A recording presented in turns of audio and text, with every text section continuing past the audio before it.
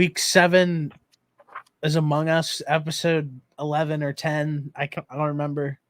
I do have something. What? Go ahead. I do have something that I kind of want to touch on right off the top. I don't think people actually like watching ball. Because I literally, like, last night I get on Twitter and somebody literally, like, every good game, every primetime game, everybody's like, this game sucks. And I just don't. What? Go ahead. I'm just not really understanding that premise, I guess, of what about last night's game, or even I'll even go out on a limb and say the Giants and the Bills game on Sunday night that are bad. I mean, both of those games are good, but I think people just want to see points. And I think we got a combined 23, like 60 points in 2 games. So it's more about. I'm guessing. I don't know. I guess it's just like the point of the NFL is that, like, it's more of a methodical chess match that you're watching rather than just like a shootout like you do in like you're watching in college, where it's just like there's always mistakes. There's almost a beauty to a game that not many points are getting scored in because of just how well the defense is game planned against the offense. And I don't know. I just feel like the last few weeks, one takeaway that I've taken from social media is that I just don't think people like watching the NFL, but they do because they bet on it and they have fantasy. I think so. There's teams that, like, I don't want to watch, even if the game ends up being good. Like, I like watching Josh Allen a lot, so I'm fine with them playing the Giants, right? Then the Chargers and the Cowboys, I like watching Justin Herbert, and unfortunately, I like watching CeeDee Lamb and Micah Parsons. So, like, those 2 games were cool with me, even though, like, people might not have liked them. Also, we got an elite jersey matchup last night, and then the Giants broke out their throwbacks, which was cool. So, like, there's that aspect of it. And I guess, like, kind of just going back to that one Thursday night game, it was Bears Commanders. And even though that game was good, this was 2 weeks ago. That game sucked. That was actually a bad game. I thought that game was good from, like, the ball was moving standpoint. They blew him out by 20 points. Yeah, but we actually saw Justin Fields, like, kind of sling it, at least in the first half. Yeah, which is true, but still. Wait, that wasn't a 20-point game. Yes, it was. It was the end of the game was 40-20. Oh yeah, it was. Yes. Maybe. Either way, neither one of those teams have cool uniforms, so they're off my list. Yeah. Nor are they 2 teams that I actually care to watch in prime time. So you don't like ball. You're not a ball guy. I don't care to watch it, but I will watch it because I like football. Okay, that's a better answer. I just think that, like, like I said, I just feel like the takeaways from, if you like, I get why people like college because of the aspect of, like, the breakdowns and the points, but, like, when you're just watching 2 teams that, like, absolutely have each other's number, it's honestly, like, pretty impressive to watch. And it's just kind of like, okay, like, which team is going to make that first major mistake and kind of mess them up. But that's just the kind of football I guess I prefer to watch over the years, is just more of, like, that, like I said, like that chess match type feel, where it's more strategy than just going out there and, like, slinging the pill. Well, I think you got a pretty good example of that Sunday night, at least, between the Bills and the Giants. Like, everybody, myself included, thought that it was just going to be the Bills coming out there and blowing them out, and it ended up coming down to the very last play, which I thought it was PI, but I'm not a referee. And you can't honestly, I agree with you. You can't give that call 2 plays straight. You just can't. So It was kind of a situation where they just got it the play before. You're not getting it 2 times straight. It's just kind of the way it folds out. It sucks. The Giants should have probably won that game if it wasn't for a mishap at the end of the first half, and then if they could have punched it in at the end of the game, but they didn't really take advantage of their opportunities, and that's kind of why they lost. It was such bad football and such bad decision making by somebody that's been in the league for how long? Tyrod Taylor's been in the NFL for a handful of years and is smarter than to make that decision at the end of a half to run the football. It seemed like he checked into that run play, and with 12 seconds left and no timeouts, you can't do that. Yeah, I agree with you. I think at a point, I think Dayball, we can kind of get into it, I guess.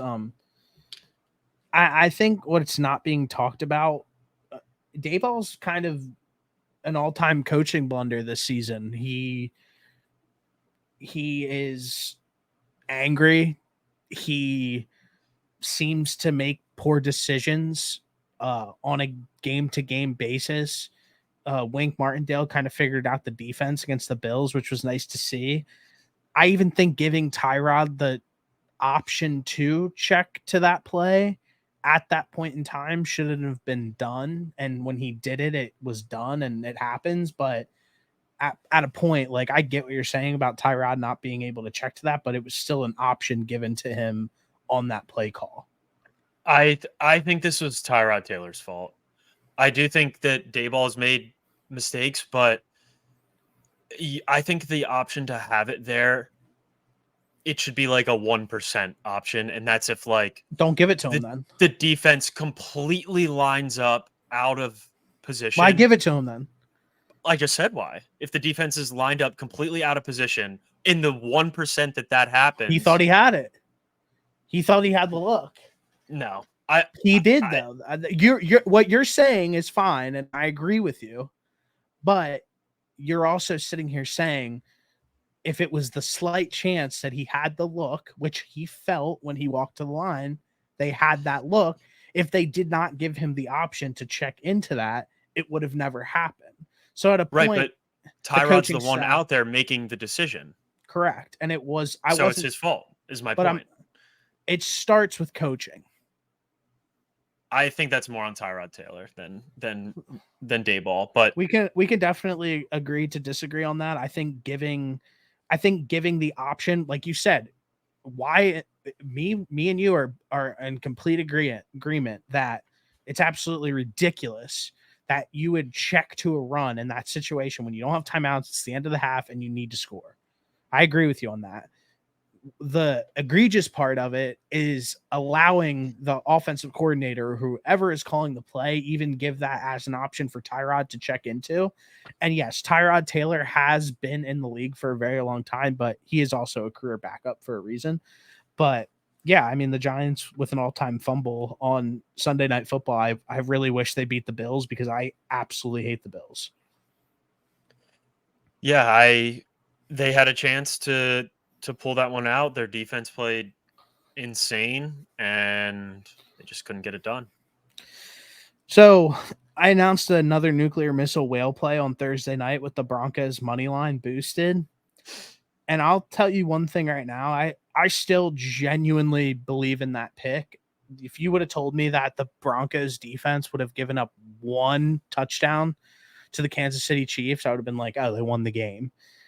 I'm actually starting to I said this last podcast, and I don't want to feed into conspiracy theories or anything like that, but it does feel like some of these teams are actively tanking this season in slight ways. But one thing that we talked about were the Broncos receivers before that game started. Jerry Jeudy's not good, plain and simple. He just isn't good. I watched him the entire game. Steve Smith called him out before the game. I know that you probably saw that. I'm sure everybody saw that.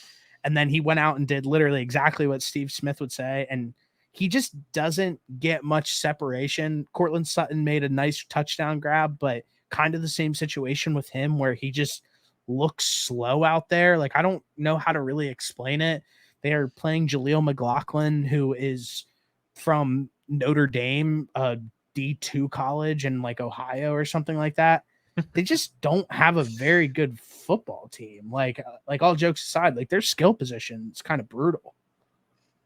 Yeah, it's been not good. I mean, Jerry Jeudy has certainly not played up to his potential.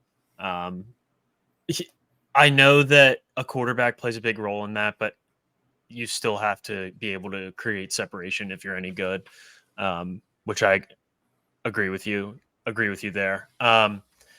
Yeah, they've drafted what we thought would be good players. Like I thought Javonte Williams was going to end up being like a decent NFL running back, and he got hurt Injuries, yeah, injuries.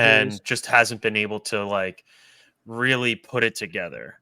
Um, that defense played their ass off, so props to them. Vance Uh, Joseph dialed up a masterclass. yeah, props to them. But that offense isn't even giving them a chance. What Like happened? Like we talked about this before, that Russ just had the sharpest decline probably out of any quarterback that I've ever seen. dude, it's it's not just Russ though. Like I'm not gonna sit here. Russ is actually playing like somewhat decent this season. Dude, he had Like, 95 yards and 2 interceptions bro, last game. He has not been playing well. he There's no has he might have had one good game, but he's not playing well. he's playing well this season. He is. I mean, I saw side by side on Twitter yesterday. Two good games against the Dolphins and Washington, but they were down by 70, so he had to throw it around. Yeah, and that's fine, but he's playing. He isn't the only issue with this team this season, is what I'm getting at. Like, I know that. Listen, we both have had a ton of Russ hate on this year, and like I agree, but he's not the only problem on this football team. And I think Peyton hates him. I don't think that helps at all. Their skill players are bad. The offensive line looks bad. Their defenses look bad every other week besides the last week. Like, Yeah. I don't think that like it's a fair assessment to just like throw it all on Russ. Well, I'm talking about primarily the offense. Like obviously he's not playing defense and he's got no control over that, but my point was that he's not even giving these guys a chance to win a football game. I'm gonna go on the same thing as I did a little bit earlier. I don't think the coaching staff is giving them the opportunity to put themselves into these games. I don't think it's Russell Wilson's fault. Well, I think majority of it is on him. He's the quarterback. He's the one that's manning the offense. But I think there's blame to go all around. Like I don't think it's all. Normally, a team that's bad, it's not just one person. And No, I don't think that that's the case here either. But at least on the offensive side of the ball, they bring this guy in because they thought he was going to solve all their problems, and he's just not been. He has not been good. yeah, I think, like I said, I don't think he's been a complete disaster this season as he was last year. I think their offense has actually not been the issue until that Thursday night football game where they kind of laid an egg. But again, just something that we can agree to disagree on. I don't think Russ has been awful this year. Like I said, I saw some like side by sides of his stats versus other quarterback stats this season, and he's playing a lot better than he did last season. And it just seems to not be clicking with that team. And I agree with you. I don't think that he's going to be a part of their long-term solution in any way, shape, or form. Yeah. Yeah. I'm looking at their their team stats here. So they're in like the bottom half to bottom third in every offensive stat. And what are you using? I'm looking at the score app. They are 22nd in total yards, 20 in passing yards, 19th in rush yards, 17 in points, 16 in third down. That's the offense. And then their defense is just absolutely horrific. Yeah. They're last in total yards, 30th in pass yards, 32nd in rush yards, 32nd in points, and 15th in third down percentage. So, yeah, like I said, I don't think it's just Russ, but obviously the offense has got to give them a chance to win that game, and because the defense stepped up. Yeah, defense definitely stepped up. I think their coaching staff is. I know that Peyton said that it was an all-time bad coaching job by what's his name last year. What's his Nathaniel Hackett? I think Peyton is honestly just as bad, and that's kind of. Yeah. I know that he's not that bad of a coach, which is why I think that he's actively tanking. There's just these little things that are happening in all these games, and it's just like it really feels like you're trying to throw this game away. But whatever. This week elimination pool, I actually went 0-2 for the first time ever. Yeah, I was gonna say, do you have any comments? I mean, Broncos defense gave up 1 touchdown. They should have easily beaten the Chiefs. Feel pretty confident about that pick still.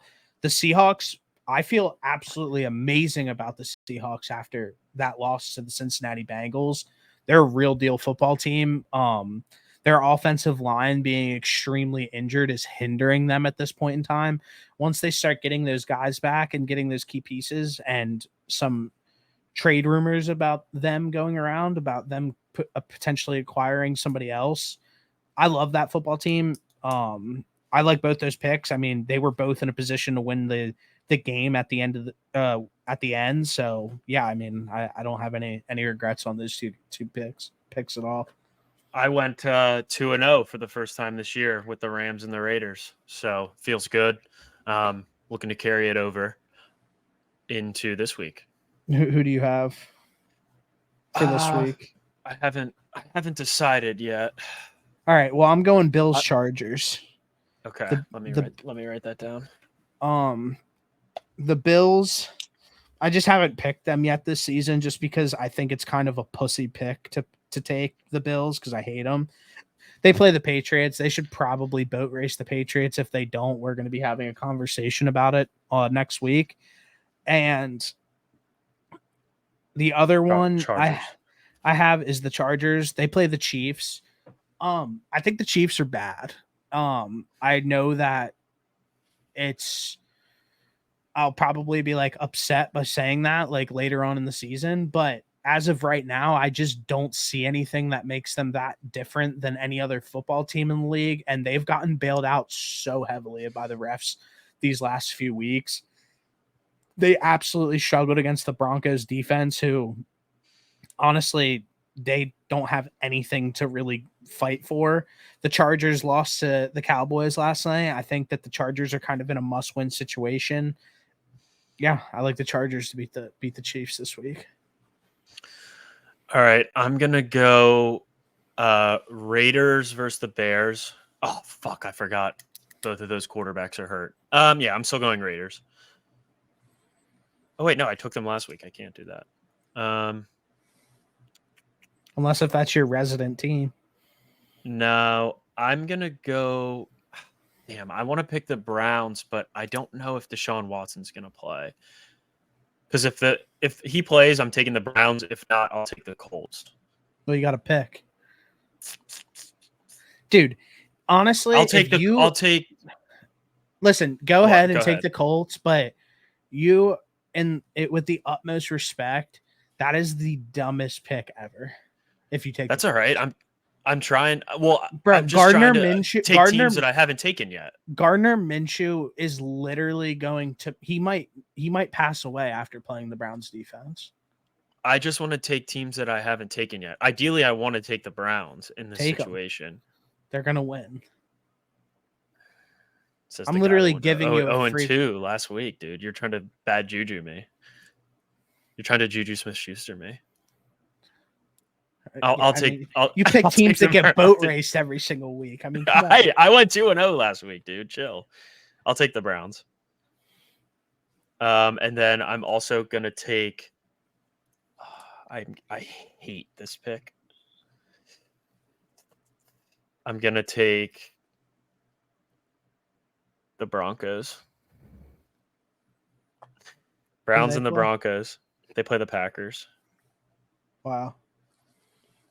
the Packers can't get it done against the Broncos, they're fucked. Yeah, it's going to be a long year for them if they can't win this game. I kind of do want to talk a little bit more about that Seahawks Bengals game. Yeah, Like I said, I felt absolutely amazing about the Seattle Seahawks after that game. They just look so good. Like Devin Witherspoon's the real deal. I really need DK Metcalf to step it up and stop pushing people when he gets pissy. But dude, his like, CTE is going crazy. But they look good, and honestly, and I know that everybody's saying Joe Burrow's healthy now. If Joe Burrow's actually healthy right now, the Bengals got to be worried sick because their offense looks really, really fucking bad. I know they had a good game against the Cardinals. I mean, you kind of said it was like a little bit of like snake oil that the Cardinals are going to kind of be dog shit for the rest of the year, and there's nothing wrong with that. They're supposed to be. They go out, put up a big game against a Cardinals team who's not very good. They go and play Seattle, put up 17 points, and Big Lou absolutely dialed up a masterclass against Geno Smith. I mean, their defense is actually like saving their asses this season and putting them in great positions. I mean, Geno literally couldn't even get the ball off the last 3 plays of the game. And it was just very, very impressive. Yeah, he was getting clamped that last couple plays, and that's what you want to see out of if you're a Bengals fan at least. Your defense stepping up and winning you a football game when your offense is not clicking at its best. But I think this was a good win for the Bengals heading into the bye. Come two wins in a row, heading into a bye. Give them a week, get a little more healthy, and then I think who do they play after that? It's a gauntlet after that. I think Niners and then Bills, Texans and then Ravens. So you've got 4 tough games coming up, I think, because the Texans aren't just going to roll over. Yeah, no, definitely. Yeah, I like those teams. I like both of them. Like I said, I feel really good about Seattle. They're probably one of my favorite teams in the league this year. I don't know what it is about them. I think that they're going to be really good when it matters. They're going to just keep building and getting healthy, and the healthier they get, I just think the better they're going to look. Yeah. I want to see them. I want to see some more Jackson Smith and Jigba. Yeah, I think that I said this yesterday. I mean, he broke his wrist during it's still broken? I mean, he broke his wrist during the summer. There was a report that came out that said that he was going to miss the first month of the season. He ended up not missing the first month of the season and playing anyway. Listen, you're a rookie. You miss a majority of time in the summer at training camp. He's going to ease into things. He's going to keep probably after Thanksgiving. You're going to see him getting ramped up. I actually traded for him in fantasy because I do actually genuinely believe that he's going to be getting a lot of high value touches as the season goes on. So I completely agree with you on that. I just think it's one of those situations where he had an unfortunate injury. It kind of set him back a little bit, but once he starts getting integrated a little bit more and feeling more comfortable, I think that he's actually going to kind of be a difference maker for them. Yeah, I think he's going to get a lot of good one-on-one matchups, especially since DK and Lockett are in front of him. So he's just got to make the most of those, which I'm sure he will once he gets fully healthy and sort of gets, like you said, integrated into this offense a little more. But another rookie receiver, our guy Zay Flowers, finally found the end zone this week. Yeah, that big was pretty touchdown. sick. That's our guy. Good for him. What'd you think about that? Was that we got another London game? I love those games. It's sweet waking up in the morning and watching football. I like think it's like I think they should do it all year, honestly. I think it's like a good viewing experience for everybody that likes watching. Yeah, I think that the Ravens need to stop playing so scared. Probably is the way I would put it. You go out in the first half and you're absolutely slinging the pill. You get a little bit of a lead, you score a touchdown, and then in the second half, they're like playing conservative, slowing the game down, doing all this stuff. Like, you have Lamar Jackson. Like, did you see some of the plays that he made on Sunday? He's special. Like, this guy should easily be in the conversation to win MVP, you need to let him open up. And I get that it's a new offense and it's probably going to take some time, but them not allow the offensive coordinator kind of getting into conservative mode to kind of they're playing to like Not lose not rather than lose. win. Yeah. And like they could have easily it felt like a serious boat race potential against the Titans. And then the Titans randomly got back into the game and you're just like, they shouldn't even be in this game at all. Yeah. And like Lamar was having a great game, like I said, and made some great plays with his feet, his arm. He's amazing. I love Lamar. And yeah, I just think they need to stop playing scared. Yeah. I mean, they are sitting atop of the AFC North, which is definitely good for them. But I agree with you. I think they just need to let it loose and just kind of let Lamar go out there do his thing, because they finally have like some decent receivers. For some reason, like Nelson Aguilar's like okay, besides last week. Dude, And Rashad Bateman's he's bad. oh, I'm more so like they've still got Mark Andrews. We still think Zay Flowers is a good receiver. Like it's better than what they've had. Let him It throw it around a is. little bit. It is. I I definitely agree with that. But they're wide receivers, bro. Like Odell's been an absolute disappointment. I don't even think that's the right word. He's sucked. Rashad Bateman 2 weeks in a row made really, really questionable decisions. Like Lamar threw him on a hitch and he just stood there on the ground with his feet planted and didn't even like do anything. It's like attack the ball. Like I just think that like these guys need to kind of get out of their own heads, or I don't know what they need to do, but their wide receiving core needs to figure it out. I know that like Zay is locked. some trade rumors and stuff. And I said this, I think, on one of the other pods, but I still want to see Saquon Barkley go to the Ravens. I think that would be so sick. I'm with you. I wish. That'd be awesome. Could you imagine that backfield of him and Lamar? Like, how are you supposed to game plan for that? I don't think you can, and I think that that's probably something. I don't know if it's on the table for them to do it. I don't either, but But I'm it would be living cool. in a fantasy world. It would be cool. Yeah. I don't know. I mean, we can talk a little bit about like because the trade rumors are like really, really heating up. And I think it happens every single season in the NFL where the trade rumors are really, really heating up. And then when the trade deadline comes, nothing happens. I think that one team that you will see being active in the next few weeks on the trade market is the Eagles. I think the Eagles are going to go out and grab a defensive back and bring him in. And I also probably think that they're going to sign a free agent and bring him in just to kind of give them a little bit more options and maybe some depth. One name that I could potentially see getting moved is just Brian Burns. It's the only one that really makes too much sense. Yeah. He is up for a contract. Somebody can get him for a half-year rental, and then hopefully he decides to re-up with them. But even at that point, you can trade for him, have him for a half of a year, and he could walk in free agency. It's just like a big risk. One person that I know that's getting shopped actively is like Marquise Brown. But like I said, I just don't know. You don't see trades happen in the NFL like how it happens in other sports. Yeah, like the NBA trade deadline is wild. It's like active, yeah. But like rarely I feel like we see guy for guy trades. It's more of like guy for picks trades.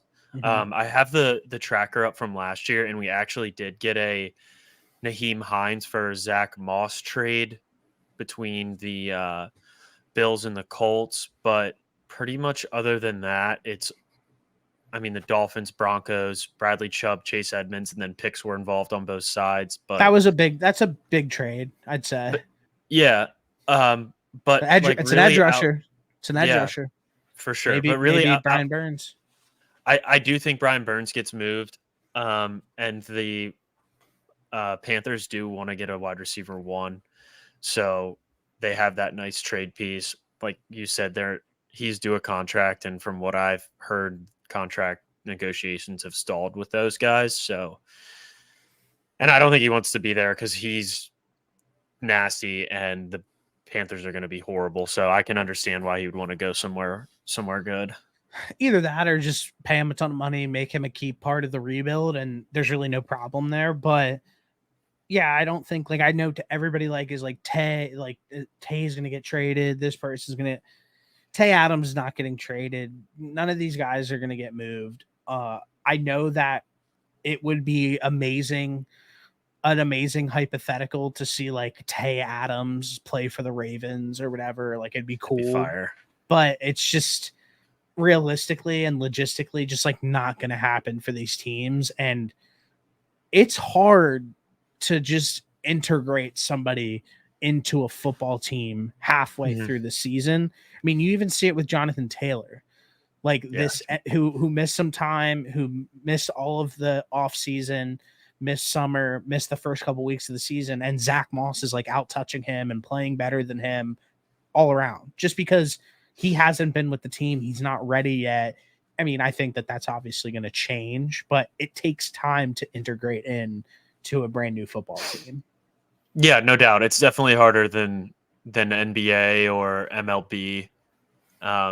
Just because you have plays in the NBA, but there's so much stuff that can just be free flowing that you don't need to necessarily worry that much about bringing a new guy in there. But obviously you bring a new guy into an NFL team, and then they have to learn the entire playbook, and that just takes time. Now it helps if you have some familiarity with a spot, but still you go in there, you have a new quarterback, you have a new offense, you have just new verbiage, a new verbiage, new culture too that you're going into.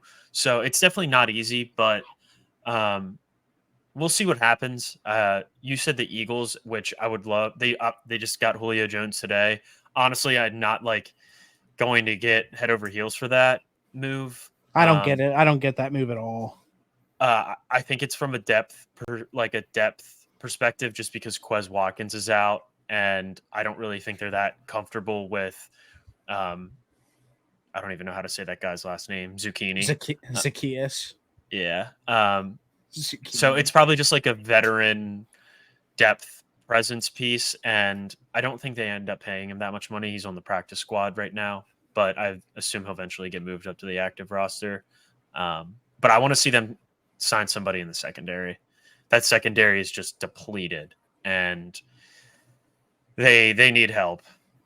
Yeah, they're a bottom 5 group, no doubt. I saw them floating the idea that Jeremy Chin, I think that'd be a cool signing. He's tall, he's fast, he's good. I would love that. I think that'd be a cool signing or a trade for them. So yeah, I mean, I guess we'll see what happens with that. The next thing I want to touch on is the 49ers Browns game. Honestly, my favorite game of the year so far. It was amazing. Real quick before we dive into it, the Jim Swartz versus Kyle Shanahan thing that everybody was talking about leading up to this absolutely hit. Kyle Shanahan's now 1-9 versus Jim Swartz, and Shanahan has put up 20 points on offense just once against his defense. I mean, we can sit here. Him. Yeah, he does, low key. I mean, we could sit here and be like, Christian McCaffrey left, Debo left with injuries, but they were playing physical football, and they were playing 0 games on defense, and it showed. And I mean, you get rid of the 2 guys who they're probably 2 of their best players easily, and then you start seeing the 49ers offense just look very normal, not like a juggernaut like how they usually are. So yeah, it was an amazing game. Again, no excuse. And Trent Williams is banged up, but no excuses really for the 49ers. That PJ Walker was playing quarterback for the Browns. So like, I think that that's probably a pretty fair trade-off. Like, if you would take away Christian McCaffrey and Debo and they had PJ Walker playing quarterback. So came down to a missed field goal at the end of the game. Jake Moody probably should have made that, obviously, but dude, I love that game. It was great. It was awesome. We knew that this Browns defense was good coming into this game, but they probably solidified themselves as the best defense in the NFL. No doubt. They put on a show. Obviously, not having to worry about Debo and Christian McCaffrey certainly helps, but I mean, they were putting the clamps on even before those guys got hurt. So Yeah, and they Debo were left. good all the way up into this game. Yeah, So Debo left in the end of the second quarter. Christian McCaffrey left with 3 minutes left in the third. They played a lot of the Christian McCaffrey damn near played the whole game. So yeah, I'm right with you on that. yeah, and it was just a like you have said before, masterclass. It was awesome. Good for PJ Washington. Walker, sorry. Who am I? Oh, PJ Washington plays for the Hornets. Hornets, yeah, sorry. Good for PJ Walker. Good. I mean, phenomenal win for the Browns. They're the real deal. It just goes to show that if they can get Deshaun Watson to play like manageable football, that they're going to be a really good team this year. And I think they still are right now, but they have a shot, I think, if they can just get Deshaun to play manageable football. Yeah, I mean, they have an all-time great historical defense. They have better numbers than the 2000 Ravens. They are the real deal. I'll give better stats next week because I had them, but I lost them. But they're the real deal. They don't give up many points, and they're keeping them in every single game. So awesome game this week. I got some stats for you. So they are first in total yards, first in passing yards, fourth in rushing yards, fifth in points, and first in their down percentage. So top 5 in every category, in 5 major categories. So that's pretty impressive. Yeah, they're good. The next thing that I want to talk about is, well, it's kind of about the Eagles, but then it's more about like quarterback play broadly. Caleb Williams had a bad game this week, and then every single person on Twitter is like, you told me bro was going to be Patrick Mahomes. I got a text from the people that I was talking to the other week about Mahomes, or about Williams versus Justin Fields, and I responded back saying Caleb Williams had one bad college game. Justin Fields has had 20 plus bad NFL games. Yes. So I know that people were waiting to fucking text me about that. But it doesn't, what it gets down to is every quarterback ever. It's a bad game. Josh Allen, Patrick Mahomes, Tom Brady, Jalen Hurts, all of these quarterbacks are going to have bad games. It happens. That's what is so great about football. Nobody is just going to absolutely dominate the sport, and nobody is not going to have anything to say about it. It's just not how the game works. So don't be shocked if your favorite quarterback will go out and throw 3 picks in a week, because guess what? Josh Allen did it against the Jets defense. Patrick Mahomes did it against the Jets defense, and Jalen Hurts did it against the Jets defense. It happens. Like, the Jets defense they're just dialed in. They played tough. They kept them in the game.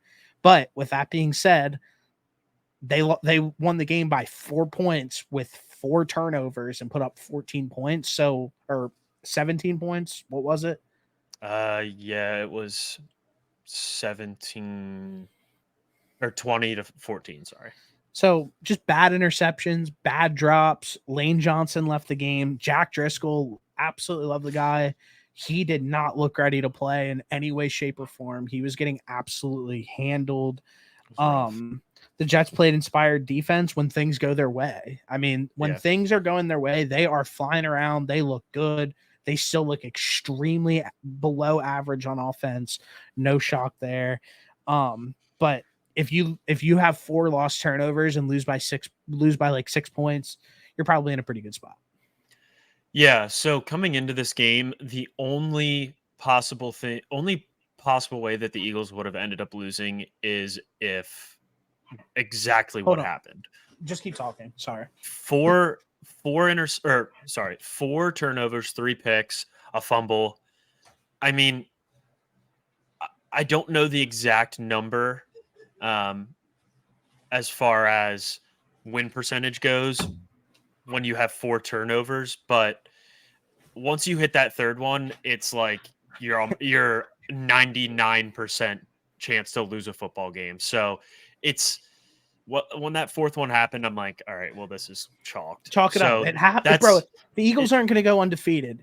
Exactly. If you could be the best team in the league, bro. Look, the Patriots looked unbeatable the one year when they went undefeated, and then they lost in the Super Bowl to the Giants. The Giants were 20-point underdogs in the Super Bowl. Yeah. Like, it happens like that. Like I said, that's what makes this sport so great, is that as dominant as you think a player is, there is going to be at some point in his playing career when he plays somebody where he's going to have an absolute dud performance. Yeah. Yeah. And I think that I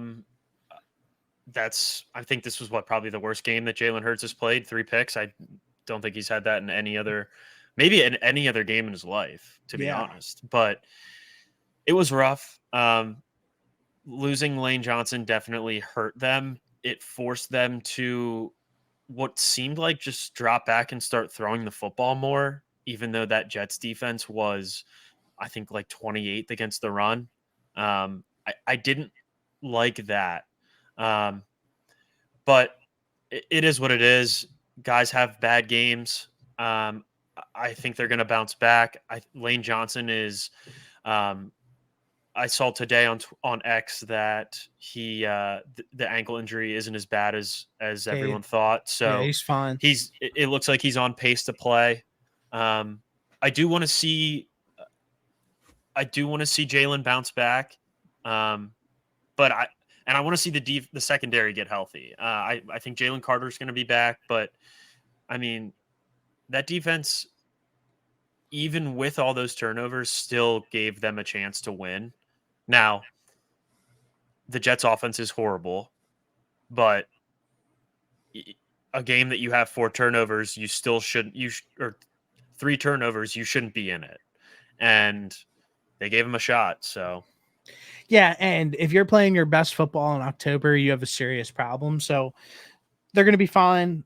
They've been here before. They're a very experienced football team. They have a great front office that are going to make the correct moves. Even like you said, they went out today and they signed Julio Jones. Whether that be people like that move or not, they're still making necessary steps and they're addressing issues that they feel like they have. So that's a team that's never going to sit back. They know that they're Super Bowl windows right now. So they're definitely going to do everything possible to make sure that they go back to the Super Bowl this year. So I don't really see an issue. No, and I have another thing that I wanted to say is I'm seeing a lot of things on Twitter about how, this Eagles team isn't the same team as last year, things along those lines. The thing that's so great about the NFL is you are going to have a different story throughout your season pretty much every year. Like that Eagles team last year was nasty.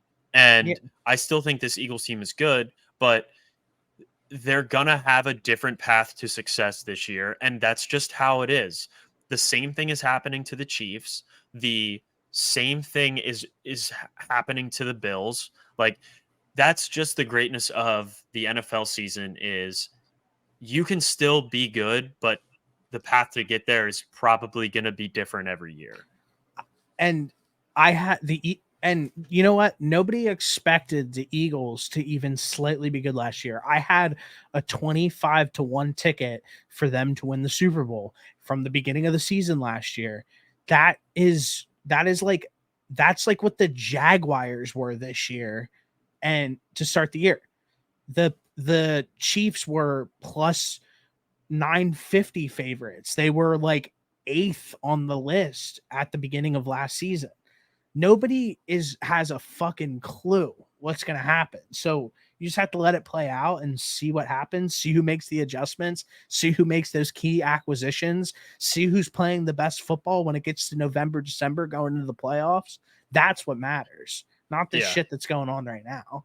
This is just Yeah. good baseline, and the Eagles are fucking 5-1. So what else? What do you want? Like what do you want out of that? Like there's teams we said it, I think it was like last week, the 49ers, weren't they 1-4 through the first 5 weeks of the season last year? And then they went on a 13 game win streak to close out the season and like Yeah, exactly. dominated. Like you just don't know what's going to happen. Yeah, the Jets get paid to play football too. The Browns get paid to play football. I mean, it's the NFL. Any given Sunday, man. Yeah. And we almost got 3 of the best teams in the NFL. Well, I think the Bills are probably one of the best teams, but getting upset. Yeah. And it just goes to show, like, you have to come out and play and lock it in every week. You have to be ready for the team that's in front of you. The Eagles, this could have easily, which, I mean, it seems like that's what happened too, is they overlooked the Jets. Huge game against the Dolphins this Sunday. Bringing out the Kelly Green, they thought, hey, we could just walk in there, handle business, and get out of there. And didn't happen. Same thing probably with the Niners. Oh, we don't have to deal with Deshaun Watson starting. It's the Browns. We can just show up and win. And you can't. Why isn't that more of a discussion being had throughout the week where it's like the 49ers, who are literally crowned pretty much already? I don't really see anybody saying anything negative about them. They went out and just lost to PJ Walker, and Brock Purdy had a shit fucking game. And I haven't seen one negative headline, tweet, X post, anything about like the 49ers. It's just like, oh yeah, they'll be fine. So like, why can't we take that same consideration in with the Eagles, who are damn fucking proven, and have like the same type of energy? I wish I could answer that question. My guess would be maybe they haven't looked as dominant. Maybe. I mean, the Niners were just coming off of a boat race against Dallas, so like maybe that's why. Fair. Like they've looked pretty dominant all year, but I don't know. I do want to shout out the Lions because they're right up there, I think. Yeah, they look good. They're playing good football. The defense was a question probably coming into this year, and their defense has been locking it down. So I think they're probably right up there with the Eagles and the Niners. Yeah, you know what you're getting from them every single week. They have an identity. They have a brand that they stick to, and you know what you're getting from them. I love them. Real quick though, we talked about how the Eagles are progressive and they're going to be making the moves, and they've been talking about getting people. They've already signed somebody. I would absolutely love to see if the Bills are actually serious about winning a Super Bowl this season, they need to address some of these major injuries that they had on defense, and they need to do it by not just signing Josh Norman. They need to actually go out and get aggressive, and if that's a trade, if that is bringing in guys who are sitting on the couch right now who are going to come in later in the season, that's normal. I kind of said it when we previewed the games. I think that these injuries that they had are way too big for them to overcome at this point, especially on the defensive side. And on offense, they're so one-dimensional that if there's, and it's a hard connection to stop. So before I say this, I'm acknowledging that. But if you can probably find a way to slow down Stephon Diggs, you can probably make Josh Allen uncomfortable. Yeah, I mean, obviously that's a challenge, but if they don't really have, I think Gabe Davis is fine. Like, I'm not really sold on Dawson Knox or Dalton Kincaid. They haven't really shown us much, I don't think. But like Gabe Davis is probably realistically a wide receiver 3. Good playing take. playing wide receiver 2. I agree So with that. obviously it's not easy to stop Stephon Diggs, but if you can find a way to do it, then you'll probably end up winning. I would love to see them add another wide receiver. I don't know who that would be. I would love to see them add a Cole Beasley. linebacker. Bring him back. Sorry, go ahead. I don't know who they would add on the defensive side of the ball, but I agree with you. If they're serious about winning a Super Bowl, they have to do something. Yeah. At least make a splash and make yourself felt. But that's pretty much all I have for this week. If you have anything else that you kind of want to touch on, like, go ahead. That's pretty much it. We had a lot of guys get hurt this week. A lot of quarterbacks get hurt. Justin Fields, Jimmy Garoppolo. I want to say there was 2 other guys. I think Derek Carr got hurt. Did he get hurt, or they just sucked? They just suck. No, I saw a graphic of like 5 QBs that got hurt. Either way, it's a tough spot. There's also no reason that Derek Carr should be throwing 50 times a game, but I was going to say this. Let him cook. It feels like there is just so much mid in the NFL right now. Like, I feel like there's realistically 7 good quarterbacks in the NFL right now, and the rest are just like mid or rookies. Yeah.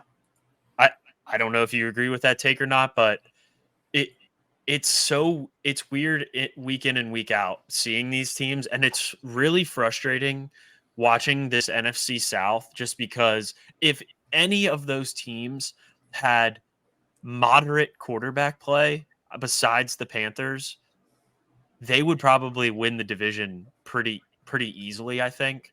Like, I think the Saints are good on the defensive side of the ball, and they have guys on offense. The Falcons are good on defense, and they have offense as well. And then I think the same thing kind of happens for the Buccaneers. They are just getting such mid quarterback play out of Baker, out of Desmond Ridder, and out of Derek Carr, that division is just going to come down to like the last game of the week, I think. I think we're really seeing a resurgence in defense, and it happens. Like, you're going to have things swing where, like, this week, I think 65% of the unders cashed on every single NFL game. You're just seeing a resurgence in defenses being able to combat what's being done on offense. On the contrary, the Dolphins have figured out a way to kind of transcend that with Mike McDaniel's revolutionary style of play calling. And Ben Johnson for the Lions is an absolutely great play caller for them. And those are the 2 offenses that I kind of haven't really seen them have too much of problems this season moving the ball. Sean McVay too, but those are like the 3 offenses that haven't really had many problems. And then every other team seems to kind of, like you said, underwhelming quarterback play. And I think that's something that isn't being talked about enough. And I said it already a few times, dude, the coaching this season has been really bad on the offensive side of the football. I don't really think that there's really much more to say. I mean, it just doesn't seem like the offensive coordinators who are in their positions right now feel like dialed into what they have. I mean, even last night, you look at it, like Kellen Moore, which you kind of called it out. I never even thought about it. You were like, I kind of didn't like a lot of his play calling when he was in Dallas. They didn't really do too much last night that jumped out of the page on the offensive side of the football in a Kellen Moore revenge game that was like, oh, like, wow, he's a really great offensive coordinator. Just not seeing anything. No, I think he's just a pretty average one. Watching that game, though, Justin Herbert did miss Keenan Allen wide open twice. That probably would have resulted in points. I mean, one was definitely going to be a touchdown. There was nobody even near him, but he missed another one later in the game too that would have been a huge play. But yeah, watching the Cowboys play the Eagles, there was so many times where I was like a busted coverage though isn't elite play calling. But go ahead, what you were saying. Oh no, but my point, there was the one that wasn't a busted coverage was just Keenan Allen. It was just like I thought it was a great play. It was a slant and go. Yeah, it was just a That he great missed play him on. by Keenan Allen, and he just missed it. Like Herbert just missed the throw. But go ahead with what you're saying. Watching some of these Cowboys games when they would play the Eagles, there would just be instances where I'm like, why would you? They would show things that worked against the Eagles, and they would just go away from them and pretty much just play into whatever the Eagles' strength on defense was for a handful of series and put themselves almost behind the 8 ball. And I don't know if that's just it appears that it's a Kellen Moore issue because we're seeing the same thing in Los Angeles, but even the Cowboys offense did not look great.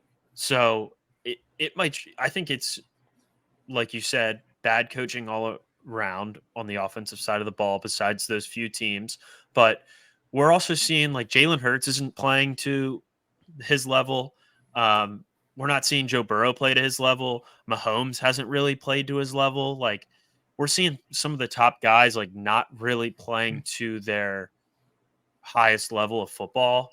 And there's 11 games left, but I mean, right now we're just seeing listen, mid on offense, and that happens. The resurgence of defense. I think that we are the first people to touch on that, though. I haven't heard anybody talk about that. So I thought that because it just seems like these defenses are just like dialing up like masterclasses every single week against these guys, making the quarterbacks uncomfortable, making sure that they're not getting to their spots. And that's the name of the game. And then if you can run the football like the Lions, you're in a really good spot. When the Eagles can run the football, they're in a really good spot. So it's kind of that's the name of the game. Yeah. Yeah, and I think we're getting to the point like the defense is caught. There was like a period I feel like where the offense was just almost unstoppable, and like you said, a resurgence of defense is happening. I think they're finally catching up to.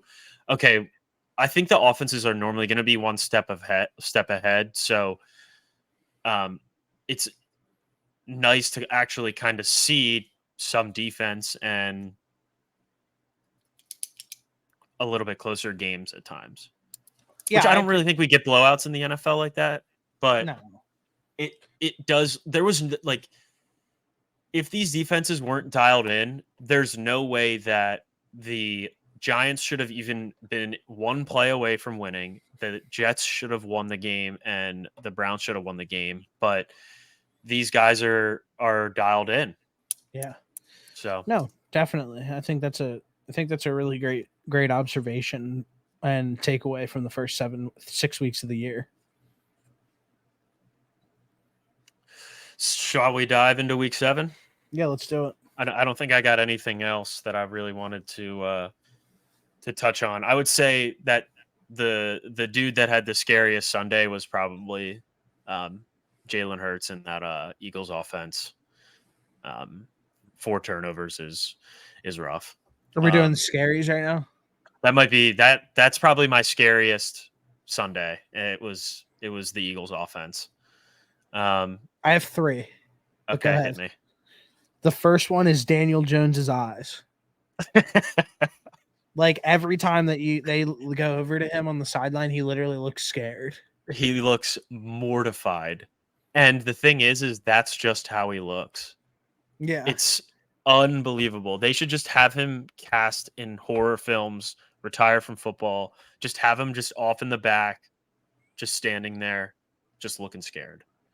My next one is the Giants' ability to score a touchdown. Heavy on the Giants. They're my 2 takeaways. I got one more. I took this one from Cousin Sal. Okay. Because I thought this was hilarious.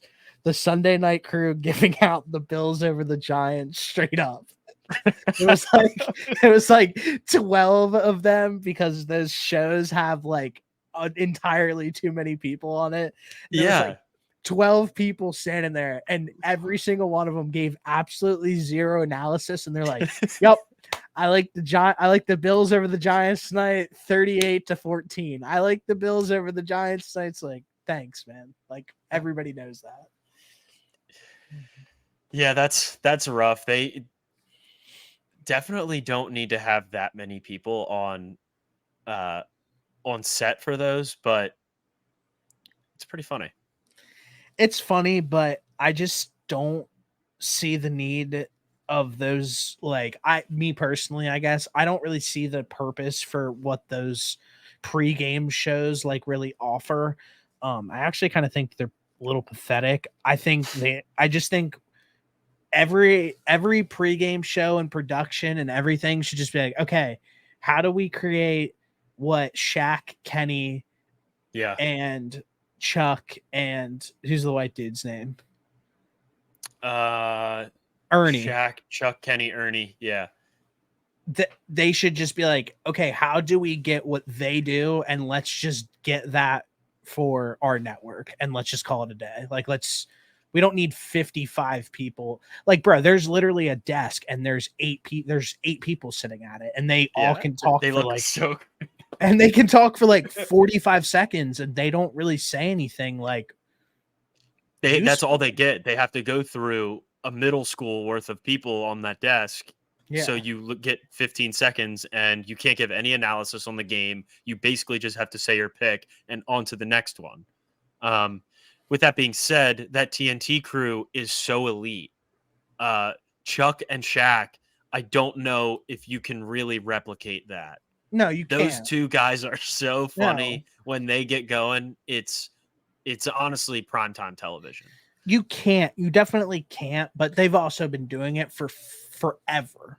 Correct. So if you can kind of get into a pocket where like you have like a good group of dudes, like, bro, I saw Terry Bradshaw has one foot on a banana peel and the other foot in the grave, and they literally prop him up on TV every single Sunday, and he can't even finish a sentence. So like, I think at some point they kind of have to like cut their losses with some of these guys. I mean, it's not that big of a deal. Like, I just don't see the need for it, I guess. Yeah, I think that's also kind of happening with College Game Day. Like, I love Lee Corso. He was great, but it's getting to the point where he's too old. And with all due respect, it sounds like he's talking with peanut butter in his mouth every time. Dude, it's bad. I love him, bad. And it's sad that he I mean, it's just life, but it's sad that he's getting older, and I don't know when they're going to take him off, but dude, they'll never dude, they won't do it. I don't think they will either. He'll have to die. He will have to die before they take him off. Died putting Sorry, on this isn't funny. Oregon Ducks mascot head.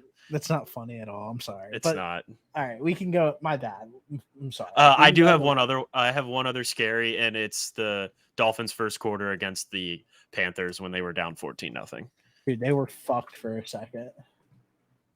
That line made it all the way down to -4, and I think it started at like 15.5. 15. Yeah, that was lock of the century. I didn't take it, but I was told. All right. With that being said, week 7.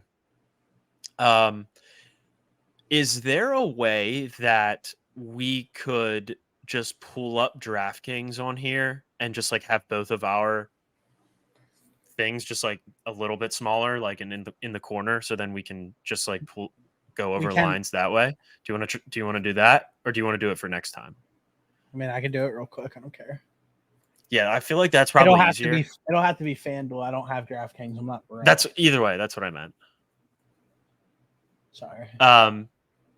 Did you take the Bryce Harper to hit a home run yesterday? No. There was a boost on DraftKings, plus 200 to like his original line, and which made it like 650. So I did bet on it. That was pretty cool. Oh, that actually doesn't look that bad. There we go. So I do have a betting story, not me, but Mansfield. So he had he opened up we were talking about a boost that was on that's on Rivers. So he downloaded the app. Turns out he had $250 in there that he forgot about. Put it on Bryce Harper to hit a home run. Won $1,200. Also put $100 on Keenan Allen, first touchdown scorer in that game last night. Won another $1,000. Wow. So within 5 minutes of one another, my guy won $2,200. What a great night. Congrats. So yeah, it Congrats, was. Mansfield. Yeah, that's what it's all about. It Yeah, was that's amazing. unbelievable. Yeah, pretty sick. All right. Let's get what do we got here? So first game on the slate, we have the Jacksonville Jaguars. This line was at 3.5 earlier. I'm guessing that Trevor Lawrence is going to play because it went back down to 1.5. So, if T-Law's playing, I like the Jaguars money line here. So do I. I cannot believe that they're still underdogs if he's playing. Yeah. So I love that. I love the Jags. I love them to win. This is what the line was 2 days ago, and then it went up to 3.5 today because I think that there was some rumblings that he wasn't going to play, and now he's back. It's back down to 1.5. So I don't know what's going on with this line, but it seems like Trevor Lawrence might be trending to play if that's the case. Yeah, I'm writing this down, and I have a bet already. I'm gonna take that. Not gonna lie. Next game here we have Raiders Bears. I mean, this game sucks, honestly. So we don't really have to touch too much on it. Some really bad quarterbacks. Yeah, bad injuries on both sides of the ball. Both teams are really bad. So, Bills Patriots, the next one here on the board. Man, I don't know if the Bills can't come out and cover this number at 8.5. I think that, like I said, I think that it's going to be a little bit time to have a conversation about the Bills and what they're going to look like for the rest of the season. It's an absolute must. Like, you just got to take care of business. The Patriots suck. Yeah, I completely agree with you. I think that normally there's bad teams that are just like kind of frisky and can play spoiler. It genuinely doesn't even feel like the Patriots can do that much. They don't have like that's all that they have to realistically look forward to for the rest of this season is trying to play spoiler. And I would give them that ability if they weren't so injured on top of being so bad, but tanking. They have zero incentive to win a football game. Zero. And there's no reason for them to even try and play spoiler. No, they're active. I'm telling you, they're actively tanking. You watch their games, the mishaps that they have, whatever's going on with their decisions, I don't know what it is. They're tanking. I'm just predicting it. With that being said, Bills are probably going to be in every single person's parlay this entire week, so maybe that's something that we should keep a lookout for. Yeah, if they lose. Yeah. So yeah, Eagles were in. I had the Eagles and under in the Texans Saints game, and I would have gone like 5-1 on the weekend, but the Eagles let me down. It's okay. Next game we have here are Falcons Bucks. I mean, yeah, I don't know. What do you think about this game? I mean, I don't think that Desmond Ridder is any good, and he got his first loss at home in his NFL and collegiate career 2 days ago. Obviously, this is away. I like the Bucks to bounce back here. Actually, they kind of that score 20-6, I think it was against the Lions. That was kind of deceiving. I feel like the Lions pretty much handled that game. But I just am picking a quarterback here, and I think that a quarterback and a team at home. I think that's the safe pick here. I think I'm going to take the Bucks. All right, I like the Falcons. Next game, Detroit Lions Ravens, kind of a heavyweight matchup. This line is the line that sticks out to me the most of this entire slate because they're absolutely begging you to take the Detroit Lions. So I am going to take the Baltimore Ravens because it is entirely too obvious to take the Lions in this spot. It's probably the biggest trap line on the slate. With that being said, like this game should be a pick 'em.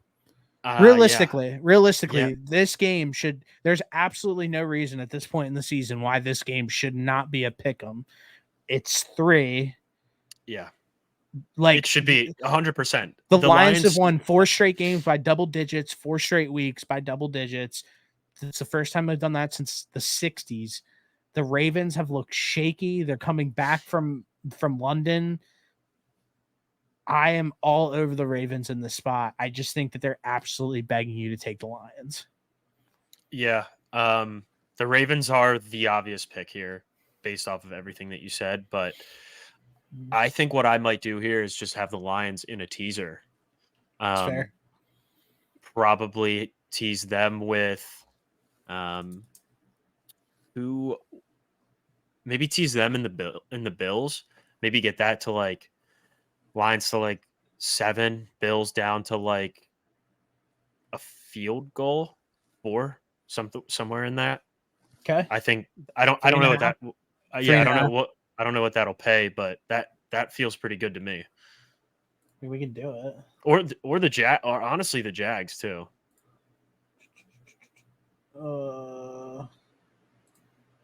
Oops. Definitely don't want to take them -3.5. Absolutely not.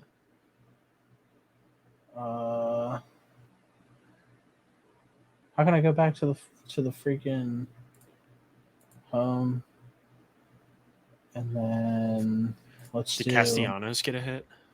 I don't know. Wait, what was the other game that you said? Oh, the Lions. Yeah, Lions take the like Lions. +7. So,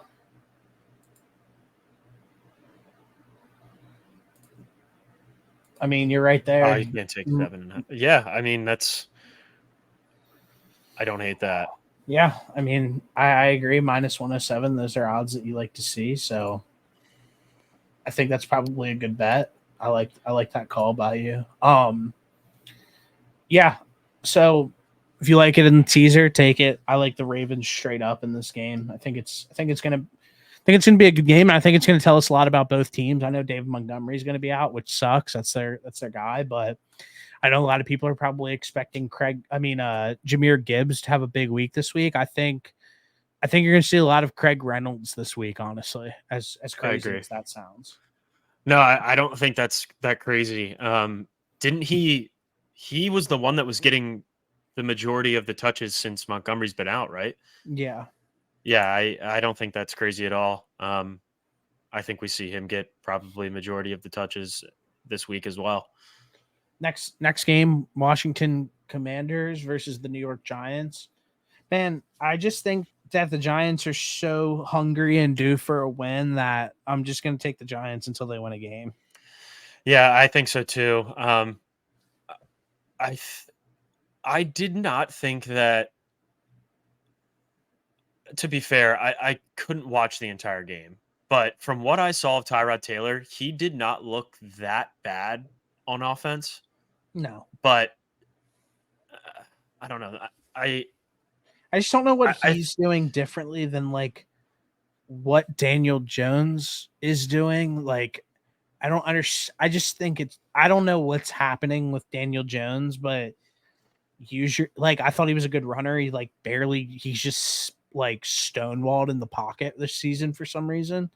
So yeah. I have no fucking clue. Yeah, I don't either. But even if he doesn't play, Tyrod Taylor ends up playing. I think I do like the Giants here, actually. Okay. I just don't feel great about the Commanders. I hate the Commanders. Are you okay? Yeah. I hate the Commanders. I just think that I think that they're going to be sneaky in a lot of these games and put up points and keep it close. But I don't know what it is until Riverboat Ron is out of there. Fucking, I think that they're just going to be mediocre. This feels like such a letdown spot, too. They got a win on the road last week. Come back on the road against the Giants, who were so close to pulling it off. I think the Giants are going to even though they lost, carry some momentum over into this week. Like, hey, Yeah. we're starting to put it together on defense a little bit. If we could just get any type of pulse out of this offense, like, we might not be as terrible as we think. Yeah. Next game, this is my absolute favorite bet on the board of all time. Like I actually might put $100 on this. Browns minus 2.5 is the biggest lock that I've ever seen in my 38 years of life. 38 years. Yeah. I think after last week's performance, the Browns defense is just going to come out and dominate again. So I picked mean, them as my elimination pick. So I love them to come out here and win. I don't know if you watched any of the Colts Jags game this past weekend. Gardner Minshew, I think he's like 1-8 in games that he started in the NFL. Yeah. Like, dude, he's so much better off the bench. Dude, he was he should have thrown 6 picks last weekend. Like, no exaggeration. So I think Myles Garrett eats him up. I think Zadarius Smith eats him up. Like, I don't think that he is going to have a good performance against this Browns defense. I think Shadon Watson's going to be playing, so I'm in on the Browns. I'm taking them at minus 2.5. Zadarius Smith, low-key signing that is not getting as much love as it should. And Dalvin Tomlinson as well. He's been lights out.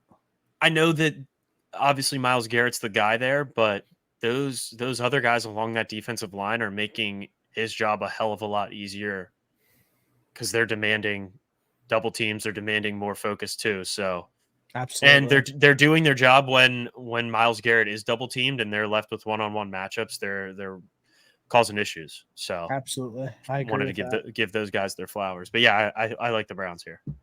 Seahawks Cardinals. Man, I don't know. It's a high points. I think the Cardinals are back to normal. With that being said, these are high points. It's probably just like a stay away game for me, to be completely honest. But I don't know. What do you think? I like the over here. I think that. Oh yeah, good call. I think 44 honestly feels a little low. I think the Seahawks are going to bounce back after a loss last week. They're at home. Cardinals, I think, are still pretty frisky, but like, I think they'll be able to put up some points. Yeah, and if not, I could also see the Seahawks just blowing them out too. Yeah, the Cardinals have been over machines all season, so let's see if that continues. Next game, Steelers at Rams. I don't know. It feels like the Steelers play at the Rams every single season. I don't know why. Yeah, I don't know why either. It's a home game for the Steelers, as everybody knows. Everybody always talks about it. They don't have fans. They all show up, blah, blah, blah, whatever. With that being said, I like the Rams to cover 3 points in this spot. Yeah, I think the Steelers defense is just a different animal at home. I think Stafford gets the ball out really quick. Like, I feel like even I have no stats to back that up. I don't know if you're going to feel. I have zero stats to back that up, but I feel like he gets rid of the ball very quick. They've played against good defenses this year already. The Rams have, and they've had success moving the football. Cooper Kupp looks like he hasn't missed a step. Of course not. I like the Rams here too. Nice. Sorry, I was just checking my bets here. Oh my gosh, the Liberty over looks like a lock right now. 21-21 at halftime. I have them minus 13.5, so I'm gonna need them to open lock it up. It in. Yeah. All right. Sorry.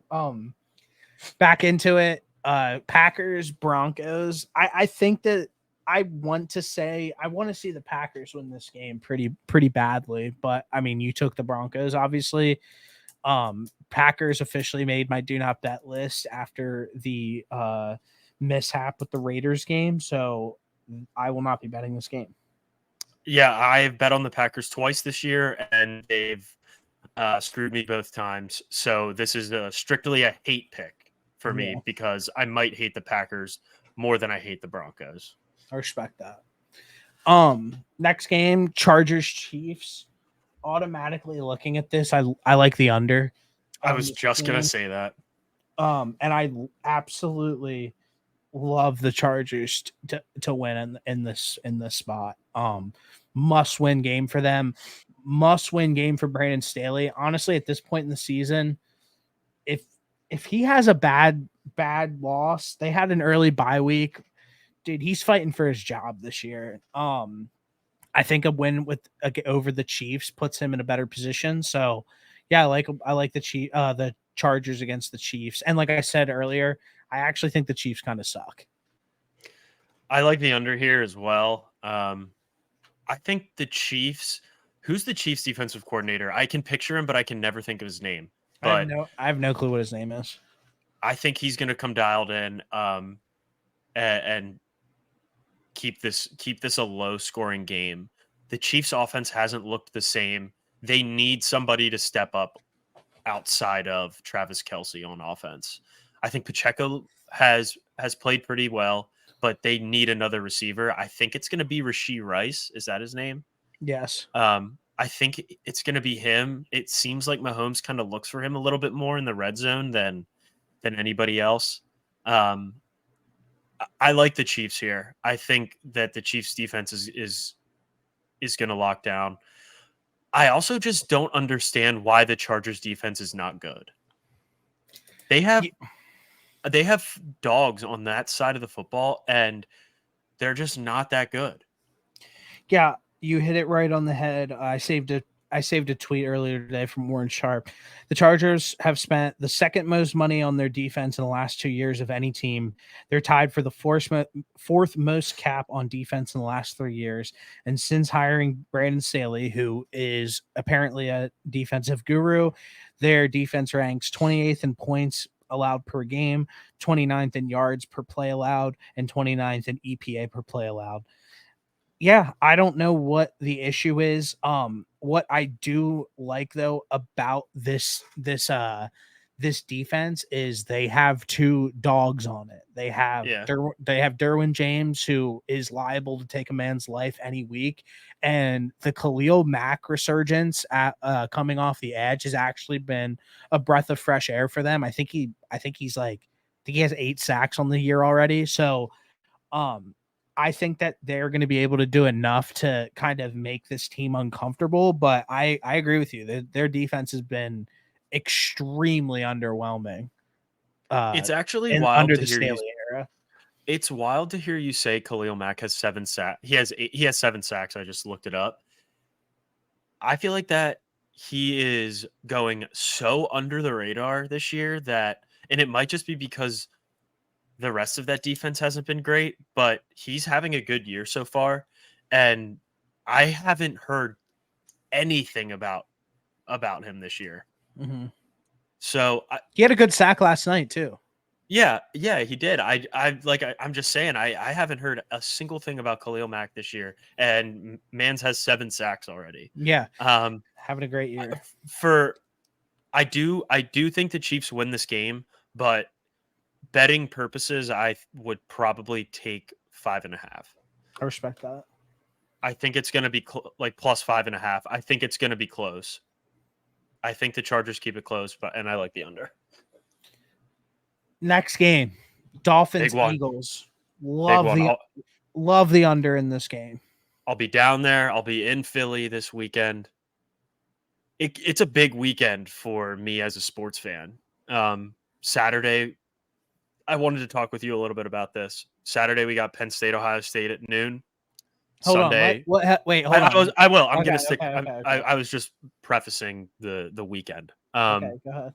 Penn State, Ohio State on big noon on Saturday, and then Eagles, Dolphins Sunday night, primetime Sunday night football. That's all you can ask for. Kelly Green jersey. I do need to see the Dolphins wear their throwback jersey for this game as well. It would be an all-time jersey matchup. With that being said, I am so nervous for this game. I think the way that if things stay the way that it is right now and the Eagles are not healthy, I think the Dolphins blow them out. Relax. I'm serious. Relax. They're I not think gonna the get Dolphins blown out. I think the Dolphins win by 10 points if the Eagles defense if they aren't healthy, dude. They can't cover. How are you supposed to cover Waddle and Tyreek Hill with James Bradbury? They have like 4 corners out. Dude, that was Slate that was so fucking funny. Listen, I understand where you're coming from. Everybody in Philadelphia, just breathe and relax. This will be 100% a close game. I do think the Dolphins go into Philly though and get this win. I love the Dolphins money line in this spot, and I absolutely love the under. I think you're gonna see this game definitely come down to the wire. This has serious all-time game potential so far this year.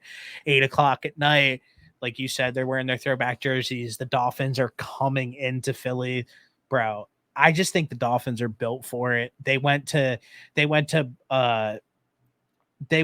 up to Buffalo a few weeks ago and kind of dropped the game.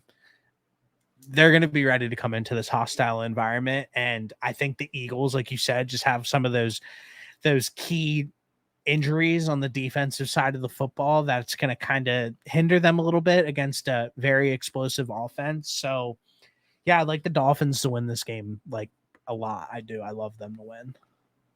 But don't, dude, I know all Eagles fans, after everybody on Twitter, everybody on X, Instagram, the talk shows, everything like that, the Eagles are going to lose this game and it's going to be completely okay. It's not the end of the season. Jalen Hurts doesn't suck. Like, I know how everything's going to be. Yeah. I'm not at that point. My sole reasoning for my comments were if they are as injured as they were this past game against the Jets, I think it could get ugly. I don't think that they can cover Waddle and Hill with 3/4 of their secondary. Sorry, I'm just picturing Owen Shank and Tyler Lefevre like having like hyperventilating like as Tyreek Hill scored a 65-yard touchdown. I just don't see it happening. I agree with you though. I see what you're saying. Like if the defense is healthy, then yes, I think the Eagles can and would win this game. But without a healthy defense, I do not feel great. I respect that. So we'll see. I think it's good. We mentioned earlier that I saw that Lane Johnson is looking like he's going to play. I think that's huge. Unfortunately, Jack Driscoll's a better guard than a tackle. Sure. But well, no, that's actually accurate. Sure. Getting roughed up out there. But yeah, I'm nervous. I'm nervous. I think. Do you have a side or anything? I mean, I want to know that. I need to see the injury report. Because what about the injury report's going to change? Darius Slay playing, Jalen Carter playing, Reed Blankenship playing. Okay, all of those guys didn't play last week. They're going to play this week. They're playing the Dolphins. They're going to play. If they're playing, I'll take the Eagles. If not, this game's ugly. What about the over/under? I low-key like the over.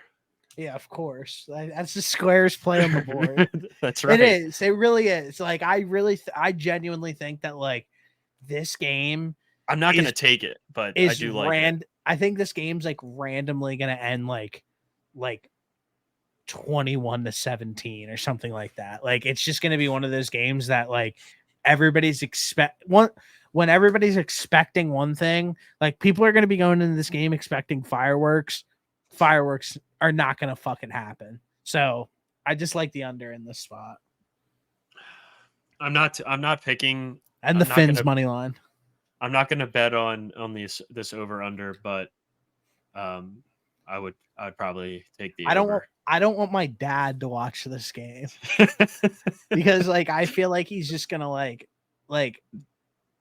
not be uneasy the entire time. Like, Dude, these next couple weeks for the Eagles, my mental health is teetering it'll be fun. on good or insane. So it's this is the gauntlet part of the season. They got the Dolphins, Bills, Chiefs, Niners coming up here, and I just hope they're locked in. Listen, they're definitely locked in, and like I said, you're playing your best football in October, you got a problem. But Monday night, low key a dog shit fucking game. Low key could see Devo and CMC sitting out because just get healthy. Why risk it? Yeah. It's just my opinion. 7, dude, I don't care about this game at all. I'm not gonna lie to you. I don't either. So, I mean, I'm gonna watch it, no doubt, but well, yeah, I'll watch it and I'll put money on it because I'll probably have a lock for it. But I just like don't. I just think this game like kind of sucks. my lock might be Jordan Addison Receptions. and Kirk Cousins to throw 1.5 interceptions. Wow. All right. Well, that's the week 7 slate. Do you have anything else about the week 7 slate that you want to talk about? I don't think so. I think I've voiced enough concern for this Sunday night game. Enough worry. Definitely. But I did not, honestly, I didn't really like the slate last week, and it ended up being like the best betting week that I've had. So maybe I should just hate every slate and I'll do better. Oh, that's how it always goes. Every slate can be great if you bet on the games. Well, of course, and I obviously did that, but there's more games I think that I like this week, which will probably turn out poorly. Yeah, you're fucked. Yeah. Yeah.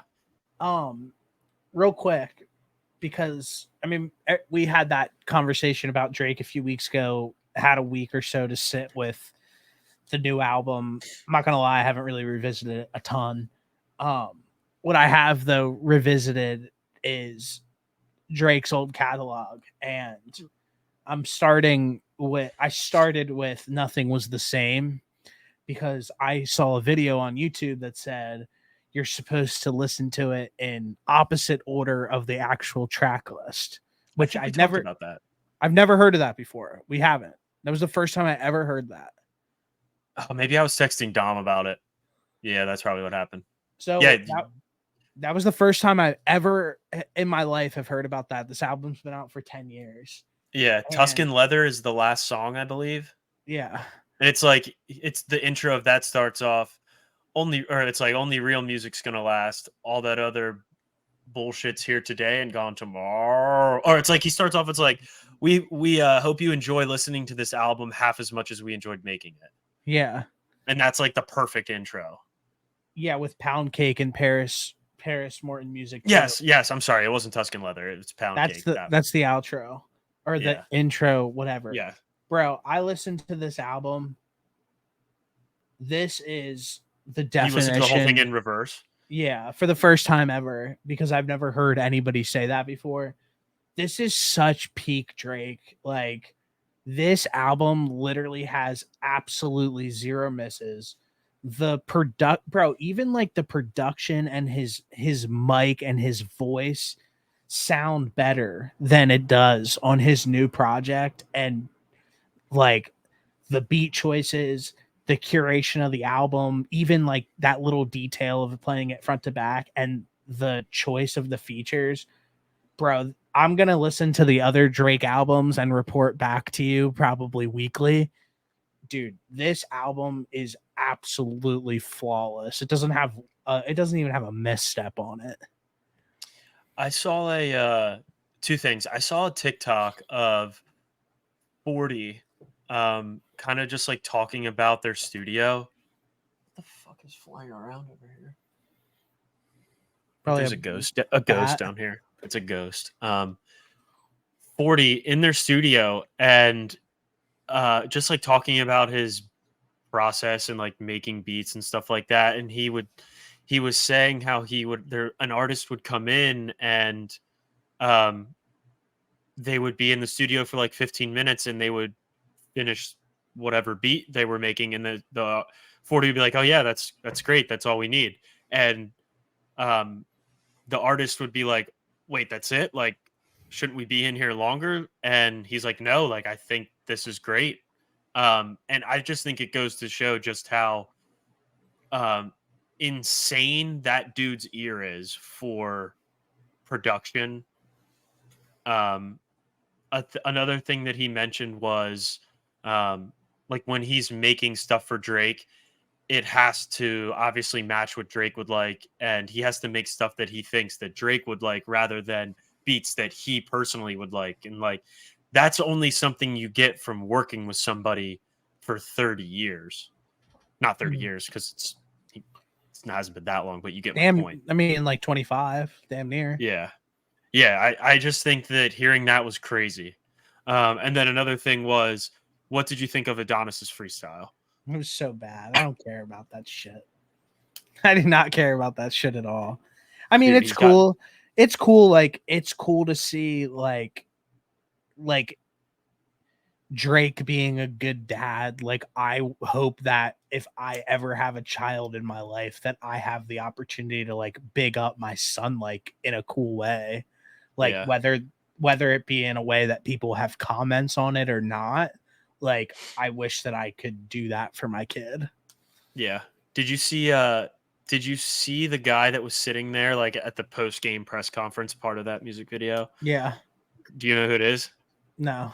His name's Grady Dick. He plays for the Oh, Raptors. yeah. I thought, okay, yeah, that's who it was. Yeah. Yeah, that's pretty funny. I think pretty that's cool like that he had him on there. Funny cameo. Yeah, pretty cool. And he just looks like he doesn't even know like what he's supposed to be doing. But shout out Grady Dick. Listen, so I'm gonna be going back and listening to Drake's entire catalog, and I am not going in any particular order, but dude, that Nothing Was the Same experience, which I just haven't I listened to the songs off that album. Like, I love Tuscan Leather. Like, I always have that like kind of in a playlist, but a lot of these songs I haven't like listened to in a little bit, and bro, holy shit, like absolutely flawless execution on this entire project. Like, fucking so good. Absolute instant classic. I'm gonna get it on vinyl after listening to it because it hits so hard. Yeah, it really doesn't get better than that, if we're being honest. No, Drake's just so hungry on this project and so locked in. Like, but the next project I'm gonna listen to is, let's see, hold on, I gotta scroll in so far down. I'm gonna listen to So Far Gone next, and go go the whole way back and hear the first. I'm looking at the track list now. Can't wait to bump Uptown. Haven't done it in a while, so I still keep that one kind of in the rotation every once in a while. And when it'll pop up on shuffle, I'm like, oh fuck, I forgot how good this one was. Yeah, so sick. Hey, just something random I'm doing because I felt I was so hard on his last album, but even going back and listening to that one project just honestly made me really realize how mid that last project was. That's fair. Yeah, I mean, I think I like it a little bit more every time I listen to it, but I obviously don't think it's as good as his old stuff. So, all right, well, we can agree on that.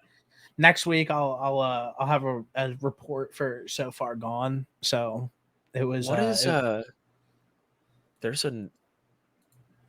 Hold on. What am I thinking of? A earlier project. Thank Me Later is what I'm thinking of. That's after that one. Yeah, 2010. Thank Me Later used to hit so hard in middle school. I like I like the Resistance off that album because Odell used it in a Instagram video a few years ago, and it fits so perfect to the video, and it made me appreciate the song 100 times more. That's yesterday when we were Yeah. getting high. Yeah. Yeah, that That's one doesn't miss either. Yeah, I'm looking through this whole track list right now, and you could run majority of these back, and like if you're just chilling with like hanging out, listening to music, and it wouldn't feel out of place. Yeah. Which one? I think a lot. No, I'm saying like majority of these tracks. On Thank Me Later. Yeah. Yeah, I can't wait to listen, bro. I'm excited. Listening to Nothing Was the Same. I listened to it yesterday night. Literally made me levitate. I was like, holy shit! Like, feels good to lock back into a Drake record and it be so fucking good. Yeah, I'm also so close to buying AirPod Maxes, which I know I shouldn't be. The overhead joints. Yeah, I'm so close to buying them, but I need a pair bad, bro. Yeah, I need a pair so very sick. bad. I just think if we wait until like Christmas, there might be like a good Black Friday deal or something. I don't know why I'm saying we, but like because I'm gonna get a pair too. But I think that if you wait until like Christmas or like just when it starts to get around that time, bro, you're gonna get them for like $300 instead of $500. They're on Best Buy, like refurbished pair for like $370, $360. Which it's right there. It's right. It's I was looking around and people were pretty much just saying like, if you can get a good refurbished pair that's not $500, just do that because they're not worth $600. I want to get. This is a big throwback. I want to get, just for nostalgia purposes and because I'm low key a hoarder and like to just like collect stuff. I want to get an OG pair of the Studio Beats with the red wire that like kind of curled at one point. I don't know why. I just like those were like my all-time favorite pair of headphones, and I just want it because I'm gonna keep them for like 20 years. I had the I think it was the Pros, the Studio Pros that were like metal and they were all black. They were the Dr. Dre Detox. Oh, I remember. Yeah, I remember when you had those. Yeah, I had those. I literally have no idea where they went, but you should have, bro. I know. You should have just kept, bro. I'm telling you, I didn't sell them or anything. I just don't know where they are. Well, you might need to crack down. I'm gonna have to go find those. you had to start like just peeking around. Now I remember you wore those I think you wore them for football, right? Yeah. Those things were like torched. Dude, I never saw a single other person with those in my life. Yeah. Not anybody like in person, but I saw maybe like one or two celebrities that had them when they were in the studio. But I think one of them was Wiz Khalifa, but the other one might have been, I can't remember who the other one was. But other than that, I haven't seen anybody with those. Man, hey, I know I got to go hunting. You need to go hunting. I need to find a pair of the OG Studio and Studio Beats, and we need to each get a pair of AirPod Maxes. Like, I mean, these headphones I have are like $350. Yeah, and they're probably nice. They're nice, but like you always want something. You always want something more. You know what I mean? And those AirPod Maxes are just so aesthetically pleasing, and just connecting them to your iPhone and iPad and laptop, everything is just easy money. It is, and Apple makes a beautiful product always. That's why I'm all Apple other than my PC. So that's right, and that's excusable. Yeah, I mean, it's people say I would actually really absolutely love to get at some point in my adult life like an Apple PC with like the nice ass Apple like a monitor. I know it's like whatever, like the nerds that like really are into PCs say it's like not the best, but that's what I want because it looks good. So looks great. Yeah. So hey, maybe one day. One day. Hey, great conversation. I'll cut this together. Hope you have a fun weekend. Be careful. I will. Go Birds. See you, brother.